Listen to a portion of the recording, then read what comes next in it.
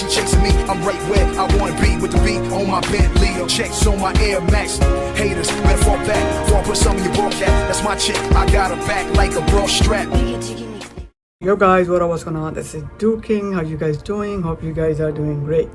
I'm here to react to. I've been watching this TV show lately and it is amazing. I think I'm done watching it, but everybody is talking about this TV show from South Korea. It's called the Squid Game and it's everywhere on the internet, TikTok, YouTube, everywhere, you name it. So the name of the video I'm going to react to is called Squid Game Every Ending Clue, that things that you missed and hidden details. It's a spoiler, guys. If you haven't watched it, do not watch it. I'm giving you warning right now ahead of time. So without further ado, let's get it.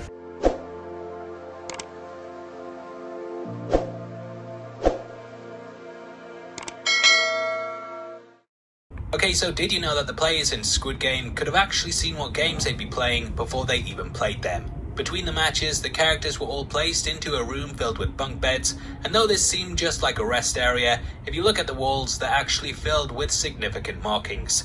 As the beds get slowly... What? Yo, look at the game. First one, red light, green light, the first one. Stripped away, it's revealed that these paintings are actually all of the games would be playing throughout the tournament. First is red light, green light. Yep. There's also the honeycomb game, yep, tug of war, the glass hopping one, the three at the table, and lastly the titular Squid Game. That is crazy. I never noticed until now. The series itself is filled with clues to the eventual reveals, and this is also the case with the player who's behind the entire thing. It's absolutely mind-blowing, and throughout this video we're going to be breaking it all down, but I just want to give a huge spoiler alert for the series. If you haven't... Don't worry, I already watched it, so for me, I don't care. Checked it out, then this is your chance to quit playing, but if you want to continue, then I hope you thumbs up the video and also subscribe to the Also subscribe and like and share my videos, please. Channel. With out of the way, thank you for clicking this. Now let's get into Squid Game. Heavy spoiler. Okay, so at the end of Squid Game, we learn that it was Il-nam all along. The final episode reveals that he invented the games as a form of entertainment for him and his rich buddies who had become bored with life. We learn that he had actually got involved in the one that we see in the show because he was dying. Look how he acting so innocent, like he don't know anything. And wanted a final bit of fun in his life before it was too late. The ending was absolutely incredible, and the scene had Ji-hun saying goodbye to the character as he lay on his deathbed. Yep. This last meeting actually reflected their first one, in which he too encountered the character as he sat in a bed. It was a pretty big twist that pulled the rug out from under your feet, but eagle-eyed viewers might have spotted early on that there were several clues pointing towards his true identity. Now, the first one is that he is number one, the very first player. Yep. If we look at the subtext of the series, Ji-hun is the final number, and throughout we watch as he very much works his way to first place, aka Il-nam. In the final episode, he's left as number one. He inherits a large portion of the character's fortune and comes face to face with him in one of the final scenes. One is symbolic on a number of levels, and because it's the first place, it also hints to us that Il-nam is number one and that he's the one controlling everything. I didn't know that until I watched some of the clue videos on TikTok, and people were talking about he's the one who is, controlling everything. I'm like, what is this for real? In episode 5, Wang Jun-ho sneaks through the compound, and he eventually finds a storage room with files on all of the games that have happened over the decades. Upon opening the 2021, the first player there is actually number 2.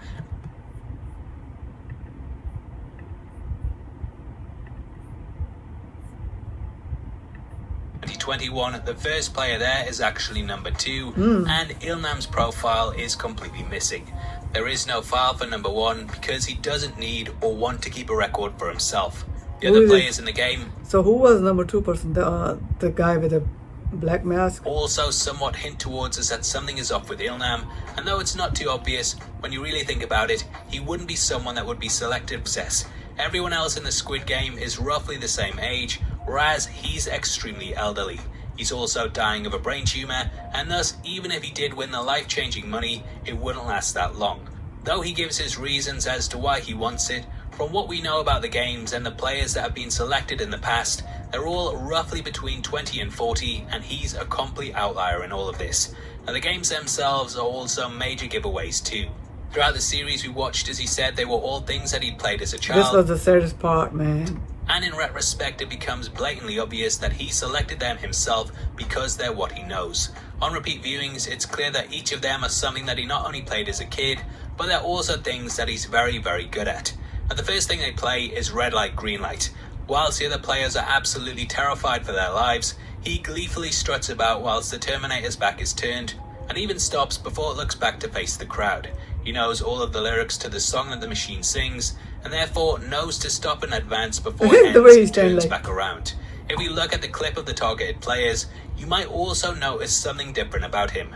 The one directly to his left and all of the other ones to the side have a slight green overlay that appears over the top of them.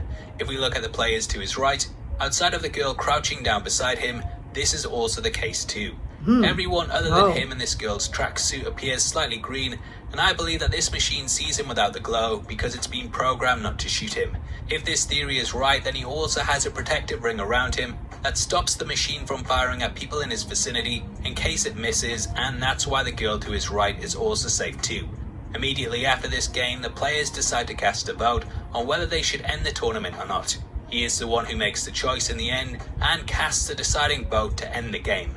This subtly shows his power over the entire thing, and I actually think that he carried this out for a specific reason. He wanted to give the players a chance to walk away from it all knowing the stakes, and if they came back then that would ease his conscience slightly as the choice was theirs. Now cut to the honeycomb game, and Ilnam ends up choosing the star. Though this seems like a very complex shape, there's not actually any bends in it like the circles or umbrellas. Though you might think it's easier to have the triangle's lines are longer, whereas the stars are shorter, so there's less to cut through before you hit an edge. Being completely honest though, yeah, the triangle is a pretty easy shape too, but Ilnam didn't exactly have one of the difficult ones either. And next we jump to episode 4, in which a fight breaks out during the night. Throughout, Ilnam hides away from the carnage up on one of the bleachers, and he ends up begging for the fighting to stop. Even though up until this point it seemed like the front man was completely in control, he immediately sends the guards in because Ilnam requests it. Another clue is that his bed is the only one that isn't flipped, and this is because the guards likely know who he is.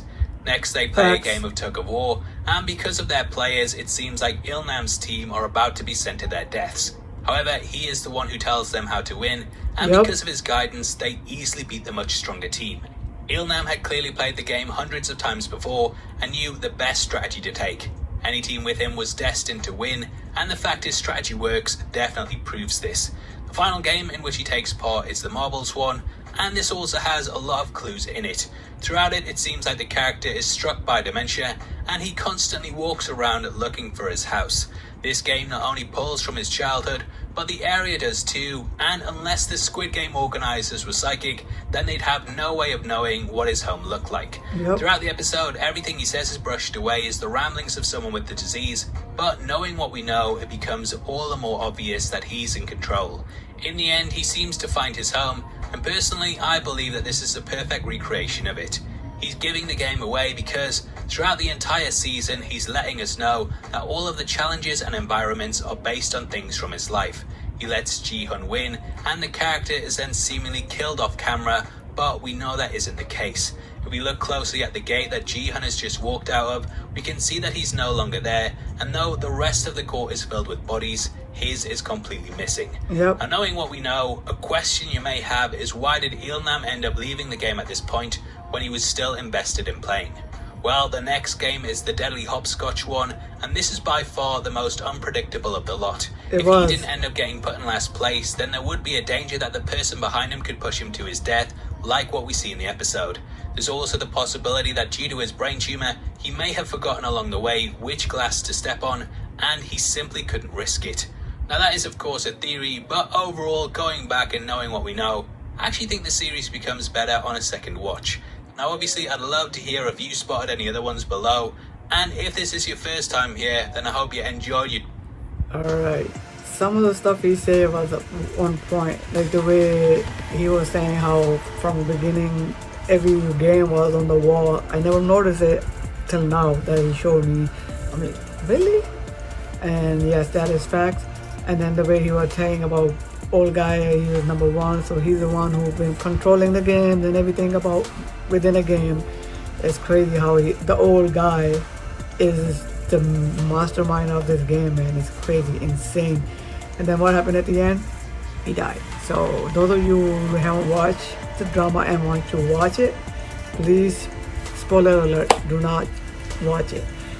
I love this, man. Thank you for making this wonderful video, heavy spoilers, just like his channel name, heavy spoilers. So it's a spoiler video, guys. So yeah, there you have it. I enjoyed it. I might be reacting to more of his video. Let's see what else he talk about. Maybe another Squid Game spoiler video that he made, and I might react to it for you guys. So anyway, if you guys like the video, thumbs up, share, and subscribe. Those of you new to my channel, don't forget to hit that bell icon to get notified every time I upload a video for you guys. So I'll see you guys tomorrow with another video. Till then, peace. Picture me and my gangster girl riding with the top back, banging knee on my neck, free on my socks hat, tilted to the side like you know I get my grind on, get my shine on, dripping.